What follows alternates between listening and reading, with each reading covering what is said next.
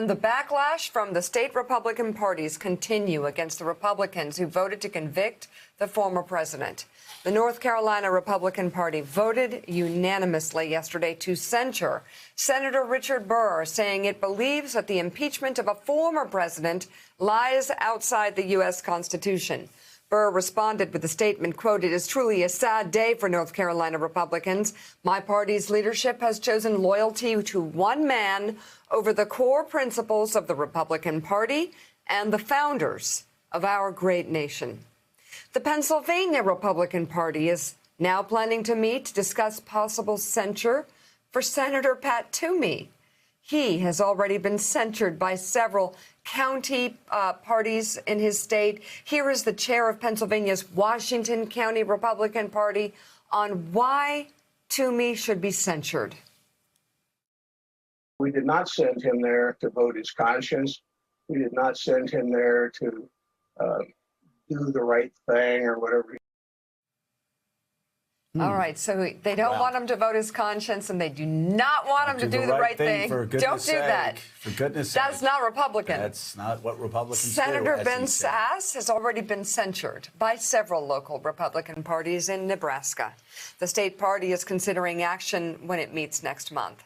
The Republican Party of Maine tells the Bangor Daily News that it is prepared to hold an emergency meeting. Oh my goodness, in the near future to discuss whether to censure Senator Susan Collins.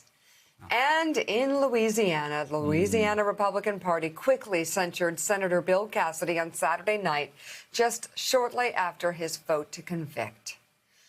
Walter, you spoke with Senator Cassidy on why he voted to convict former President Trump and how a vote to acquit did not follow conservative ideals. Take a look. You say that putting, Trump above the Constitution is not only wrong, you say is not conservatism, is not republicanism. No, not at all. Conservatism is, again, constitutional conservatism is about putting the Constitution first. But there's many aspects in this whole process which were anti-conservative.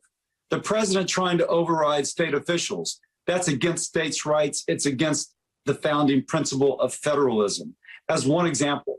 I could go on, but suffice it to say, I feel so conservative at this moment. And I wonder about those folks who are putting Trump above the Constitution, why they feel so conservative. Well, he should be feeling conservative. Of course, there's nothing conservative about Donald Trump, and there hasn't been over the past 4 years.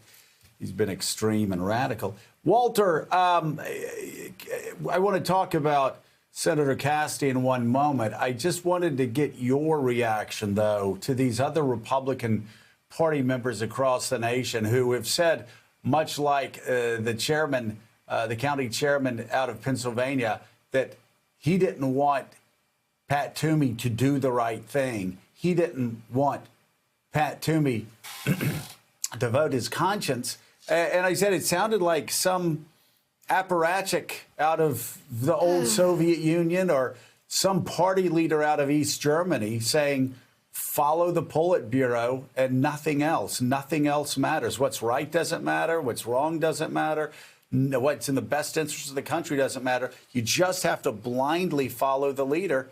And that's exactly what these Republican steering committees, that's the message they're sending America right now. You know, we created a republic, a representative democracy, and it was supposed to be for these very purposes. When I talked to Cassidy, it was so clear. I said, hey, there's no upside to the politics of what you just did. I mean, it's down here in Louisiana. It's not going to help you. And he said, that wasn't my calculus. And he went through methodically that Trump had said incorrectly that he had won the landslide election, then went on to go even further and further and deny that there should be a peaceful transfer of power. I mean, how constitutional can you get? That's almost the essence of a constitution, is that they're peaceful transfers of power. And then to send his mob down to the Capitol when he knew it was about holding up or stopping a peaceful transformation of power, and then not doing anything when they broke into the Capitol. He said each one of these things was appalling, but there's a clear motive, and it was to subvert the Constitution.